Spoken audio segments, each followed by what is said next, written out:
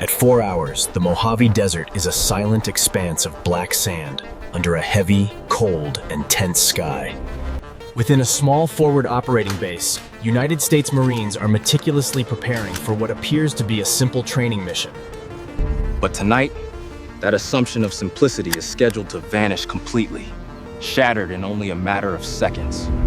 Bravo Company deploys for a full-scale Desert Storm simulation, a high-intensity combat drill designed specifically to mimic war's chaos. There are absolutely no scripts, no rehearsals, and certainly no second chances.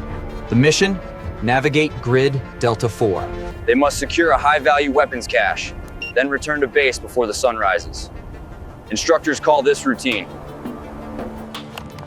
These experienced Marines know better. Out here in the unforgiving desert, nothing is ever truly routine. Inside the command tent's dim light, the briefing starts. Maps are spread wide as the team leader points to coordinates. Intel suggests possible insurgent activity near Route Falcon. Expect minor resistance, perhaps some basic ambush training tactics. But these men know instructors never reveal the full story. The moment they step outside, anything can happen. The men conduct final checks. NVGs, rifles, ammo, hydration tubes, and radios. Helmet cams blink red, recording every move.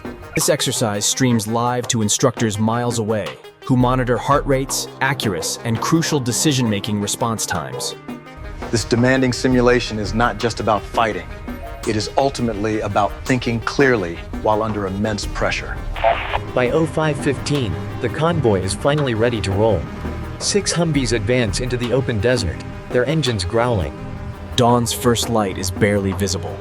Through the dust, the endless desert looks empty, yet it feels full of unseen eyes. The driver mutters, "It feels too quiet."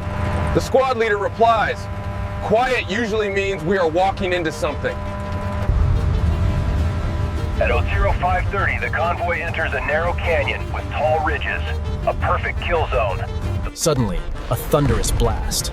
A simulated RPG strikes near the third Humvee, sending a shockwave of sand and debris. Contact front!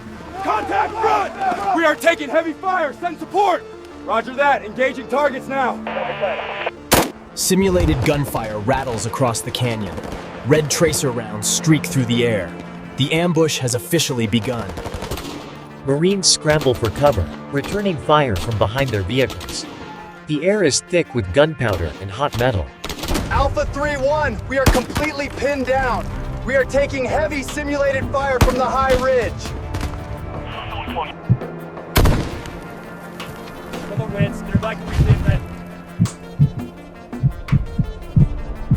Adrenaline doesn't care if the threat is real or not, it hits the exact same way. The body reacts first. Flank left! 2 on the ridge, move now!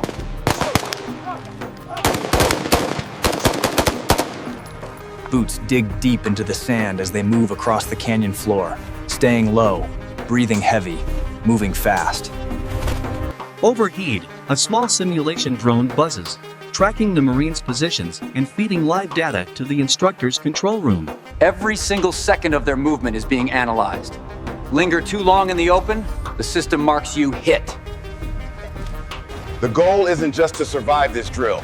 It is to react smarter, faster, and much calmer under fire. After 5 minutes of continuous fire, the ridge falls silent.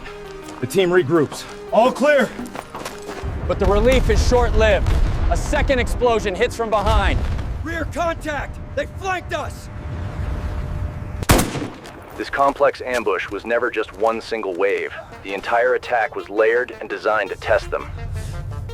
The Marines pivot, using vehicles for defensive cover. They coordinate fire under pressure, radio chatter mixing with shouting. Bravo team, maintain formation! Watch your 6! A helmet cam catches a mock casualty dropping. The system beeps. Player down. The realism of the drill is haunting. Each casualty represents a tactical mistake, a wrong angle, a slow reaction, or miscommunication. Instructors will find them. After 15 minutes of non-stop simulated combat, the ambush finally fades. The gunfire dies, and the desert returns to silence.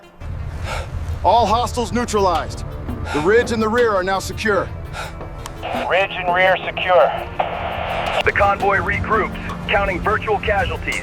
4 Marines are marked out, 1 vehicle immobilized. The cost was heavy. The training mission is technically complete. They have successfully survived the grueling ambush, but only just barely. Back at the base, instructors are waiting. In the debrief tent, the Marines watch their own helmet cam footage. Every single misstep, every critical delay, and every missed radio call plays back for them in painful, exacting clarity. You broke formation under fire. Your comms were down for 30 seconds. That's too long. 30 seconds too long. The entire debriefing room is completely silent. The only sound in the hot tent is the fan spinning overhead. You see this moment? That is when your flank lost all coordination. 2 men were lost. Remember this, speed kills, but superior coordination will always win the fight. The Marines nod, exhausted but focused and learning. Their hands shake slightly as the combat adrenaline finally wears off. The instructor continues, calmer now. What you felt, the chaos, the fear, the confusion, that is what the enemy counts on. Your job, gentlemen, is to fight directly through it. That is the fundamental reason why we do this. Later, outside the tent, Marines rest by their vehicles under a blazing desert sun. Wind carries distant gunfire. 1 Marine stares at the horizon. It felt real. That's the point. As the sun begins to set, the convoy moves again. The simulation is over, but the lesson isn't. Every Marine inside those vehicles knows that the next time, it might not be practice. The next mission could be real. The desert darkens once more as the day ends. The simulation provides the lesson, and the training saves lives. In war, you do not rise to the occasion. You fall to the absolute highest level of your training. That is precisely why these grueling simulations exist, to prepare men for the chaos that cannot be predicted. This is real training, designed for real tension, preparing United States forces for action on the modern battlefield.